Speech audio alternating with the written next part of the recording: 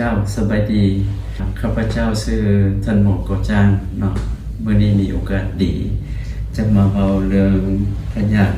ไทฟอยด์ฟีเวอร์หรือว่าภาษาลาวเขาเอ่ยว่าพยาธิไข้ทรพิษพยาธิไข้ทรพิษเนี่ยมันเกิดขึ้นย้อนปีเชื้อพยาธิเขาเรียกว่าเป็นเชื้อซามูเนลลาไทฟีหรือซามูเนลลาปาราไทฟีซึ่งสามารถติดเชื้อได้ในคนและอยู่ในสัตว์เชื้อตัวนี้มันพบหลายอยู่ในประเทศลาวเฮาอาการลักๆของเชื้อพยาธินี้แม้นคนเจ็บจะมีไข้สูง39-40มีเจ็บหัวปวดต้นโตเจ็บท้องท้องบางเทื่อก็ท้องผูกแล้วก็มีท้องเบ่งถ้าว่าเราบ่ได้เป็นป่วยจะมีอาการส่วนที่รุนแรงก็คือพาให้ไส้สอนพาให้เข้าไปในสมองเป็นเยื่อหุ้มสมองอักเสบเข้าไปหาหัวใจเป็นหัวใจอักเสบฉะนั้น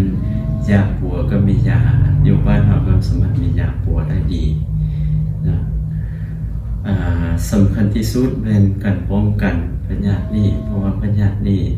พยาธิไข้ทรพิษนี้เป็นการติดต่อด้วยอาหารการกิน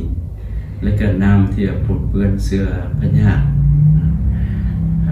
ฉะนั้นการป้องกันก็คือการให้สุขอนามัยให้ดีก็คือกินข้าวก่อนกินข้าวต้องได้ล้างมือหรือว่ากินอาหารให้มันสุกดีบ่ให้มันปนเปื้อนพยาธิการวัคซีนเนาะอยู่บ้านเราก็มีวัคซีนป้องกันแต่ว่ามันมีจำกัดฉะนั้นอยู่บ้านเราก็มีการระบาดหลายอยู่ในทั่วประเทศโดยเฉพาะไม่อยู่ในเขตชุมชนหรืออยู่ในเขตที่ว่าประชาชนอยู่อัดในห่างไกลศอกลี้สำคัญที่สุดเป็น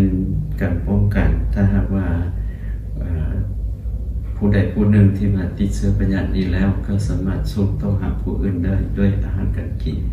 ฉะนั้น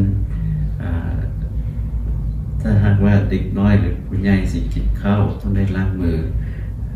ทำความสะอาดนะกินผักกินอาหารที่มันสุกดีจึงสามารถป้องกันพยาธินี้ได้แต่ถ้าว่าคนท่านใดที่ว่ามีอาการมีไข้มีเจ็บท้องก็ควรไปหาแพทย์หมอด่วนเท่าที่จะไหวได้ให้เสียชีวิตได้ถ้าเอาบ่ได้เป็นปัวทันเวลาและถูกต้องขอบใจ